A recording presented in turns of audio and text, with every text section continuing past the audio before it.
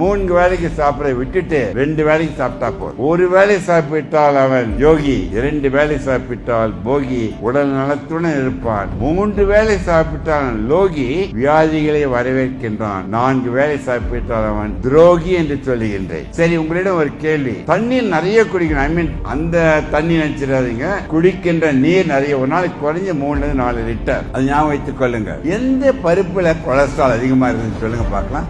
எந்த பருப்பில் சொல்லுங்க. முந்திரி பருப்பு, ரொம்ப மகிழ்ச்சி. எல்லாம் சொல்லுங்க பார்க்கலாம். ஒன்னே கேஷ்யூ நட்ஸ், உங்களுக்கு பிடிச்சமானதெல்லாம் சொல்ல வேண்டும்.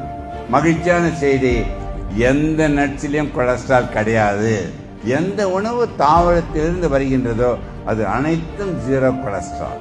தோலுடன் சாப்பிடணும். பாதாம் பருப்பு கூட அதுங்க சாப்பிட்டா வெயிட் போயிடும். அதுங்க அடிக்கடி சொல்ற உடம்புலையும் பாரம் கூடாது, மனதிலும் பாரம் கூடாது. 100 வருடம் சொக்கலிங்க வர வேண்டாம். அதான் அடிக்கடி சொல்றேன். மிக முக்கியமாக சாப்பிடும்போது சில பேருக்கு புறக்க ஏறிடும். கவனிச்சிருக்கீங்களா?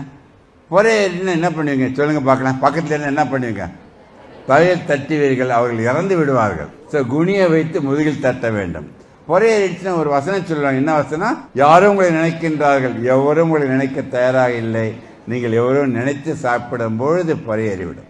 என் உறவினர்கள் அனைவரும் உங்களை நான் கருதுவது உறவினர்களாக. ஆயிலை குறைத்து உங்கள் ஆயிலை கூட்டிக் கொள்ளுங்கள். வேலைக்கு சாப்பிட வேண்டாம்.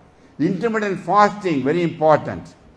நைட்டு 7 மணிக்கு சாப்பிட்றீங்க, அடுத்த நாள் 7 மணிக்கு நீங்கள் காலையில் சாப்பிடும்போது 12 மணி, அதை நீங்கள் 11 மணியாக மாற்றுங்க.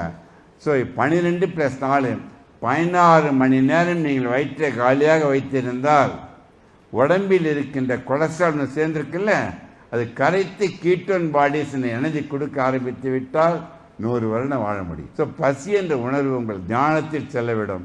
அதான் அடிக்கடி சொல்றேன், தயவு செய்து நான்